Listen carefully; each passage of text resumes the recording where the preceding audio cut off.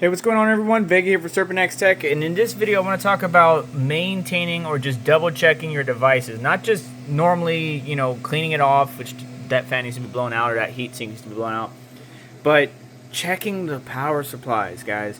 Especially for these smaller miners.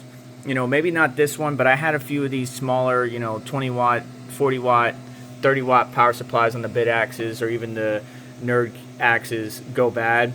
This guy right here, the NerdQAxe, is where we're focusing right now, because if I come down here to the power supply, and I moved it on top of the Jazz miner on purpose, right, because it's directly in the airflow from the nice cool air coming into the house to right here, where originally it was up there. That power supply is powering my AE0, and that power supply is powering one of the bit axes. But if we listen very carefully, you can kind of hear this thing humming. I'm not sure if you'll be able to pick that up or hear it on your end, but I can certainly hear it humming. And just touching right here for a few seconds, that really gets nice and toasty. And that's what happened earlier, especially right here where the logo is. That was really, really hot, and it was causing a PSU error on the NerdQAxe++, which I will link to down in the description of other people experiencing the same. And they would flash the device and they would do all kinds of things. 9 times out of 10, it's usually the power supply just going bad, and that's exactly what's happening here. Now, this thing is rated for 120 watts, and we are technically around 98 to 100 watts, under or around a little bit over that 80% threshold. And this is super important. The reason why I want to make this video is if this power supply goes bad and you're not home watching it, or you're in a bad area like on carpet, this could be bad news bears, right? The plastic starts to melt. You got components making shorts or connections where it shouldn't be, and next thing you know, you got flammable material all around that catches fire, and that could be a big problem. Now, that power supply that we just looked at should have some protection in place, like thermal protection, short protection, power protection, but I can hear it. I'm not sure if you guys can, but I can certainly hear it. Just looking at from up here where it's at, I can hear it, and it's not a good sound. So I'm going to replace that power supply.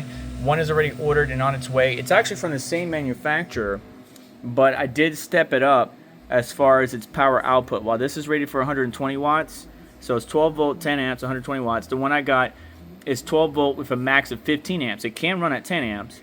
But it's 180 watts. Now, normally what people would do, instead of getting a brick power supply like this, is they would use, I think, a Meanwell power supply that we've seen before.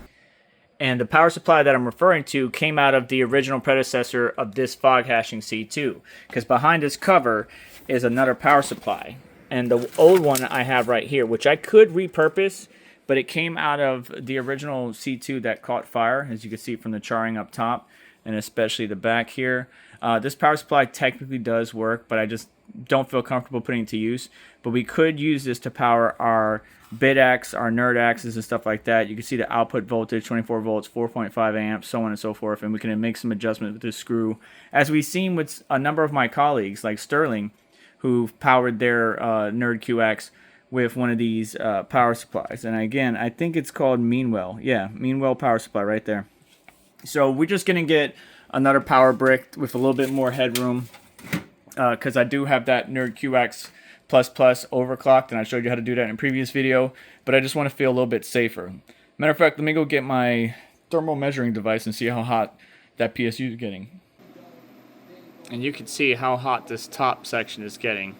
We're hitting 200 degrees Fahrenheit, and we can change that to Celsius, so 88, and that's just on the outside, but you can see how shiny the material is getting just from the heat. And again, if you just touch it and you can't even keep your finger on it, like just there, you know something internally. If the temperature out here is in the upper 200 Fahrenheit, upper 80 Celsius, you can only imagine what it was originally back over there with no airflow. And I have the fan off right now for recording this video. So this thing was getting too hot, and it's super dangerous. And that's why it's important that you should just do a normal health checkup. Don't just blow out and dust everything, but check the power supplies.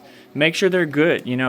If you want to, use a thermal gun to measure them, or just touch them. right? Obviously being careful. This guy's rated for 300 watts, so that's got plenty of juice.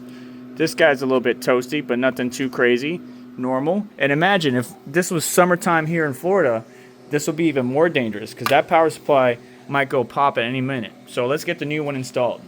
Before we put the new power supply on, I really want to make sure you guys can hear this sound it's making.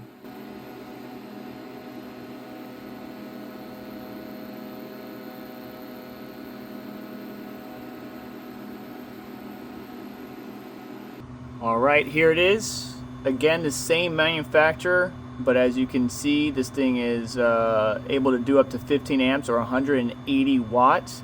The device won't get up there because the power port would die out, but again, we're replacing this guy, which does up to 10 amps, 120 watts, which we were using, and the new one will switch automatically. So it's running at 10 amps, not 15 amps.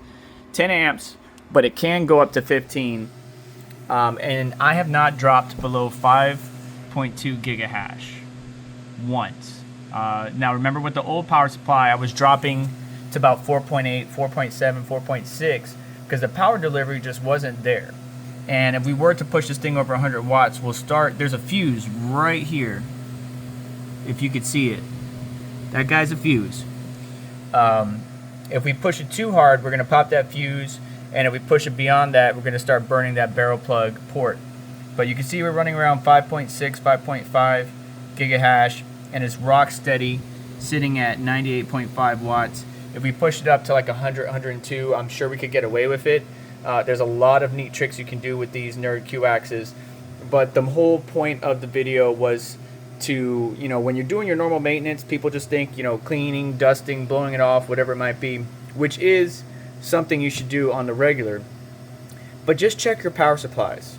I'm glad I did, and because if I was not looking and this sucker popped, that could have been a bad day for me and the household and the family. So it's always good to just check your power supply. If you got a thermal gun or whatever, check on it, see what's happening. Is it getting too hot? Is it getting overloaded? You really don't want to push these things above their rated. Like, it's 80% of whatever your power supply can do. So if you're over 80% of that power supply's rating, 120 watts, but you're sitting at the 80% mark or higher, you might want to consider something else or a different solution, or just make sure your power supply is reliable. Now, from my understanding, this guy is reliable. Various companies sell other ones, including Altered Tech, which I'll link to it in the description. But this is just a good maintenance step to just go every once in a while, touch it, feel it, is it getting too hot, and make sure that you keep your household safe and your devices running and hashing away. But that's going to do it for today's video. Do me a favor on the way out, hit the like button, make sure to get subscribed, hit the notification button to stay up to date, as well as check out additional links in the description to help support the channel and what we do here. And I'll catch you in the next one. Take care.